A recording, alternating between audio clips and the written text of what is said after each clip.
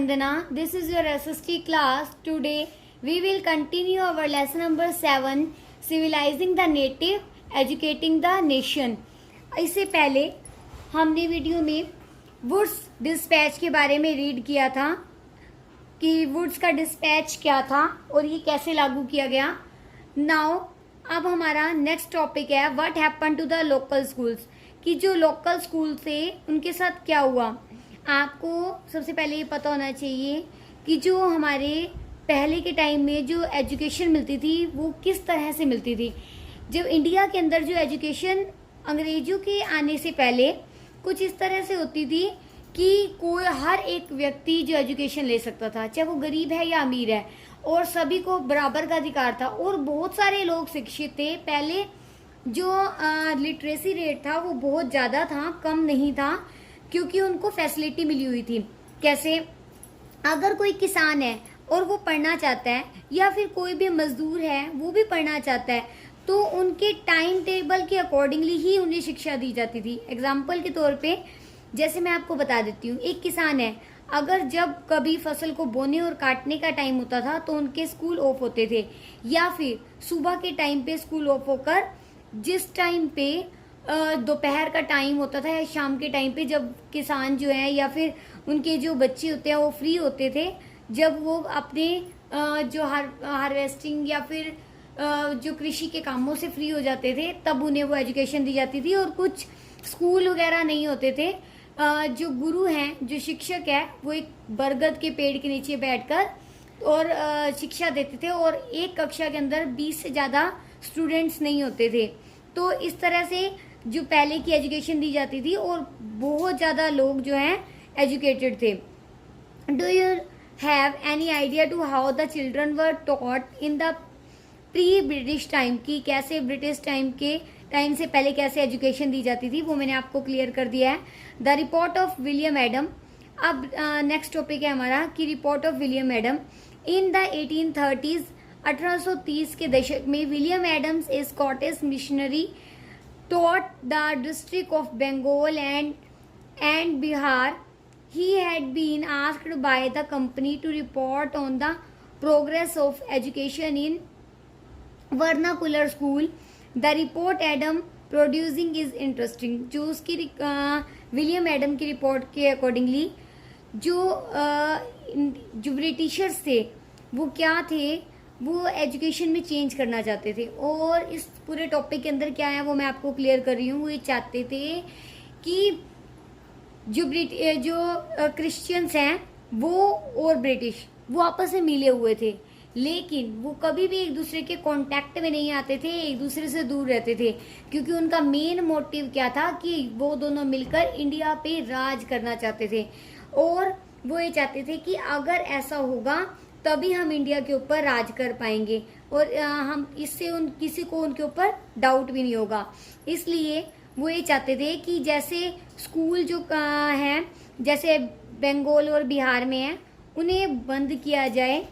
Adam found that there were over 1 lakh pathshalas in Bengal and Bihar. Adam ने देखा कि 1 लाख जितना जो पाठशाला थे बिहार और बंगाल के अंदर. These were small institutions with no more than 20 students, जिसके अंदर 20 से ज़्यादा लोग नहीं थे, स्टूडेंट्स नहीं होते थे. और कैसे दी जाती थी एजुकेशन, वही कि जैसे पंडित या फिर कोई भी एक एजुकेटेड पर्सन जो है वो टीचर या गुरु होता था और वो ही बच्चों को शिक्षा देता था. और इस टाइम की जो शिक्षा होती थी वो the system of education was flexible. तो ये जो शिक्षा होती थी वो फ्लेक्सिबल होती थी, यानी कि इसमें बहुत सारे चेंजेस होते थे. जैसे मैंने आपको बताया कि टाइम के अकॉर्डिंगली कोई जो फ्लेक्सिबल होती थी कि किसी भी टाइम पर दी जाती थी उन्हें. ये पर्टिकुलर नहीं था कि मॉर्निंग में ही एजुकेशन दी जाएगी. और दूसरी बात, सभी तरह के लोग, चाहे वो बैकवर्ड थे या हायर क्लास के थे, सभी को एक साथ से ही एजुकेशन दी जाती थी. और इसके अलावा जो बच्चों को ओरल एजुकेशन दी जाती थी, यानी कि कोई बुक्स वगैरह नहीं होती थी, ना तो कोई रिटर्न वर्क होता था. उस टाइम पे सारी एजुकेशन ओरल दी जाती थी. और इस तरह से सारी की सारी जो एजुकेशन है वो एक गुरु के अंडर में होती थी। Teaching was oral and guru decided what to be teach, और टीचर ही डिसाइड करता था कि क्या पढ़ाना है और क्या नहीं। और इस तरह से जो टीचिंग थी वो बहुत ही इंटरेस्टिंग थी और सभी के सभी उसमें पढ़ना चाहते थे और सभी बहुत इंटरेस्ट से जो है एजुकेशन लेते थे। नेक्स्ट टॉपिक है हमारा न्यू रूटीन्स न्यू रूल्स। अब जो नई रूटीन क्या बनी और नए नए क्या नियम बने, किसको लेकर, एजुकेशन को लेकर, क्योंकि ब्रिटिशर्स क्या चाह रहे थे, वो हाँ रूल्स चेंज करके, एजुकेशन के रूल्स को चेंज करके इंडियंस को अपने अकॉर्डिंगली ढालना चाह रहे थे।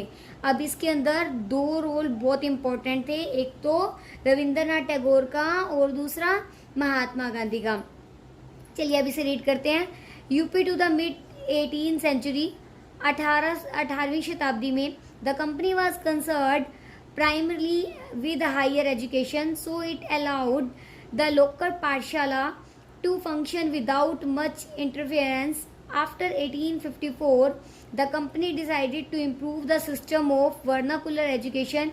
It felt that this could be done by introducing order with the system, imposing routine, establishing rules, ensure regular inspection. अब वो ये चाहते थे कि 1854 के बाद कि हमारी जो एजुकेशन है उसमें कुछ एक चेंज हो, उसके लिए पर्टिकुलर सिस्टम होना चाहिए, यानी कि रेगुलर क्लासेस होनी चाहिए, इंस्पेक्शन होना चाहिए और नए नए जो नियम है वो लागू किए जाने चाहिए। अब कंपनी को how was this it to be done, अब वो ये सोची थी अब ये सब कैसे होगा और अब इसे कैसे किया जाएगा। It appointed number of government pandits, उन्होंने बहुत सारे पंडित को अपॉइंट किया। Each in charge of looking after 4 to 5 school, ताकि वो 4 से 5 स्कूलों को देख सकें। The task of pandit was to visit the pathshala and try to improve the standard of teaching, और उन्हें कहा गया कि वो अपने जो एजुकेशन है उसे कुछ चेंज करें और इन सब के अंदर इनकी एग्जामिनेशन हो, बच्चों के उनके टेस्ट लिए जाएं और उनके बैठने की फिक्स सीट हो, उनकी क्लासेस हों और कुछ एक नियमों का वो पालन करें और अनुशासन में रहें, डिसिप्लिन में रहें। Pathshala which accepted to the new rules were spotted to government grant, और पाठशाला को सरकार के अंडर ही काम करना होगा।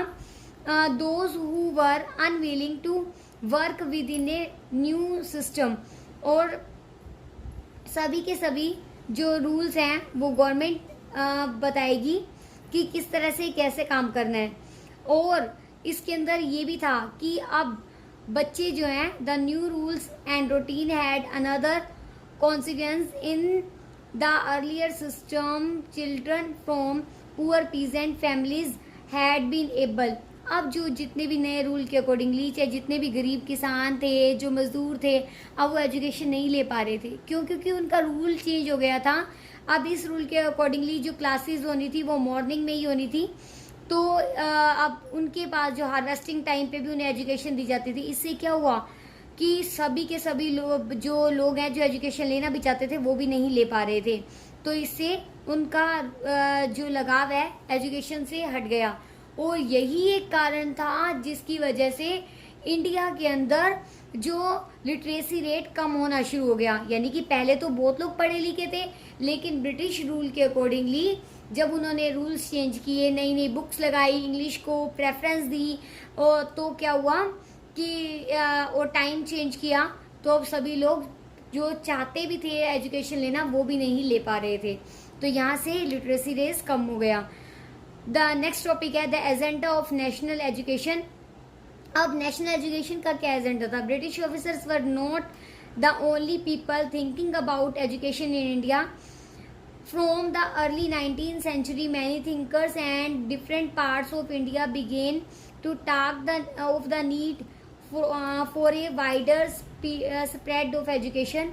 अब ये बड़े लेवल पे एजुकेशन को स्प्रेड करना चाहते थे, इसलिए 19वीं शताब्दी तक ये कुछ एक नए इम्प्रूवमेंट चाहते थे। Indians felt that the western education would help modernise India. अब वो ये सोचते थे कि भारतीयों को अगर वेस्टर्न एजुकेशन या इंग्लिश एजुकेशन दी जाएगी तभी वो कुछ आधुनिक हो सकते हैं। अब उन्होंने बहुत सारे स्कूल, कॉलेजेस, यूनिवर्सिटीज ओपन की and spend more money on education, और शिक्षा के ऊपर बहुत खर्च किया.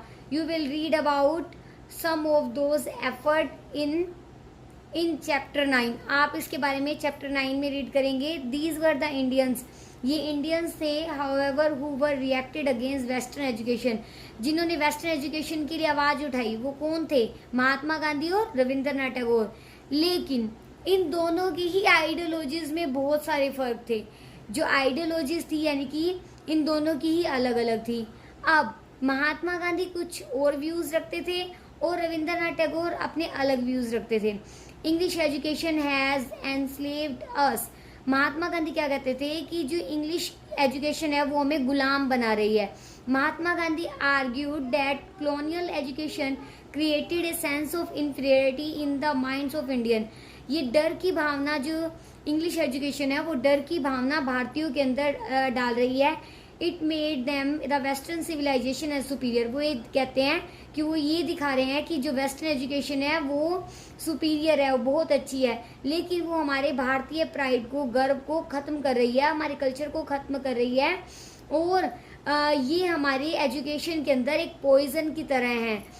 सैड महात्मा गांधी कह रहे हैं इट एनस्लेव्ड इंडियंस, ये इंडियंस को गुलाम बना रही है.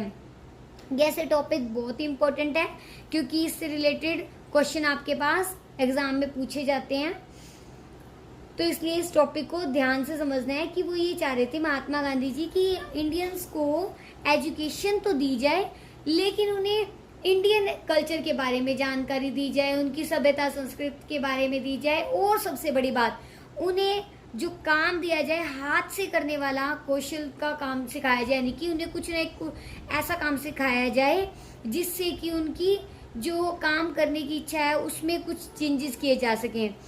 तो इस तरह के जो काम वो चाहते थे, लेकिन वो ये चाहते थे कि इंग्लिश एजुकेशन तो उन्हें उनके मन में डर की भावना पैदा कर रही है और उन्हें जो ब्रिटिशर्स हैं उनका गुलाम बनाती जा रही है, क्योंकि वो सिर्फ अपनी लैंग्वेज को छोड़कर फॉरेन लैंग्वेज बोल रहे हैं, उनके कल्चर को जान रहे हैं इस एजुकेशन से, और English educated did not know how to relate the message, और वो ये नहीं जानते कि हमें किसके साथ कैसा व्यवहार करना चाहिए.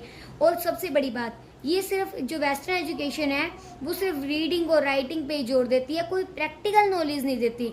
जैसे प्रैक्टिकल नॉलेज मिलनी चाहिए, अगर कोई व्यक्ति अगर कोई मैकेनिकल काम करना चाहता है तो उसे उससे रिलेटेड कुछ एजुकेशन दी जाए. तो ये सब जो है कोई क्राफ्ट का काम सिखाया जाना चाहिए.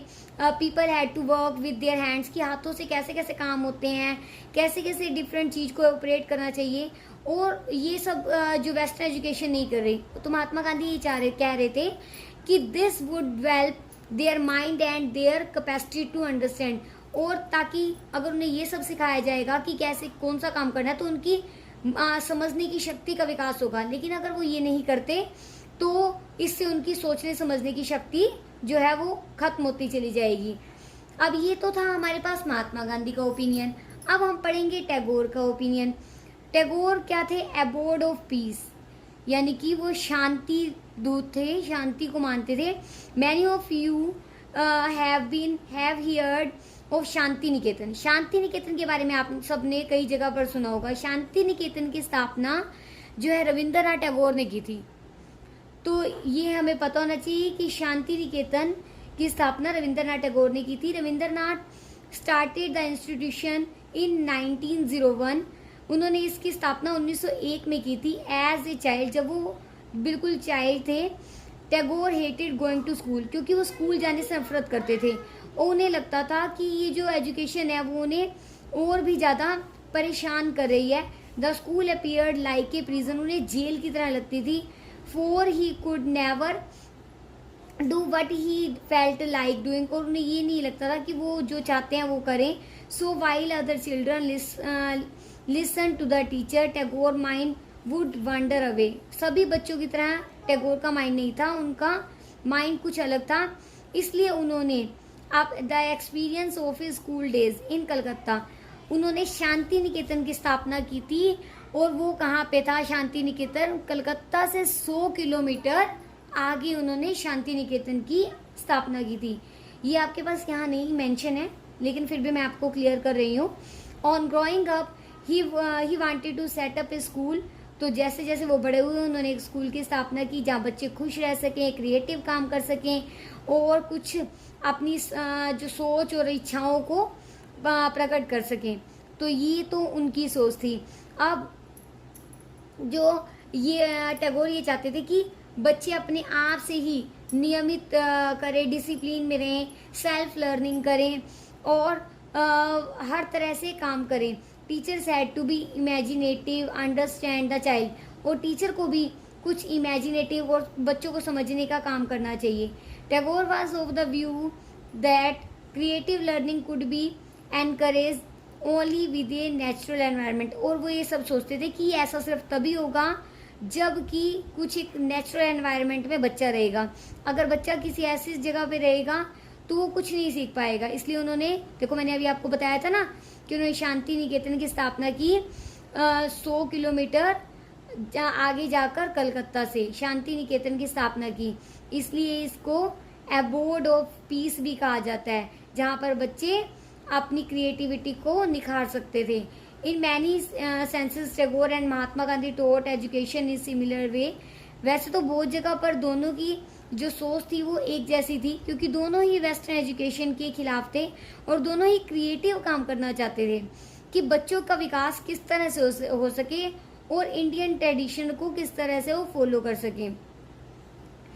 ही emphasised the need to teach science and technology and Shanti Niketan. उन्होंने जोर दिया था किस पे, साइंस और टेक्नोलॉजी पे शांति निकेतन में, along with art, music and dance. लेकिन इसके साथ साथ कला और संगीत और डांस पर भी, नृत्य पर भी जोर डाला था। Many individuals and thinkers were thus thinking about the way in a national education system could be fashioned। कुछ एक लोग इसे फैशन समझते थे, लेकिन some wanted changes within the system set up by British। और लेकिन कुछ एक जो थे वो इसमें चेंज करना चाहते थे इस एजुकेटिंग सिस्टम के अंदर। इसलिए सभी के सभी नेशनल लेवल पर जो है इस सिस्टम को आगे बढ़ाना चाहते थे, इसे देखना चाहते थे। तो अब इसी एजुकेशन के बिहाफ पर ही हमारी जो इंडिपेंडेंस की जो लड़ाई है वो भी कंटिन्यू हुई कि किस तरह से हमें आज़ादी मिले। क्योंकि लोगों को समझ आ चुका था कि ब्रिटिशर्स जो हैं वो उन्हें ऐसी एजुकेशन देके अपनी संस्कृति, सभ्यता और कल्चर से दूर करके उन्हें अपना गुलाम बनाना चाह रहे हैं। इसलिए उन सब ने मिलकर एक साथ प्रयास किया और आज़ादी की लड़ाई में हिस्सा लिया। Hope you understand the concept of the topic that I have shared with you, and we will meet with a new lesson with a new video. Thank you.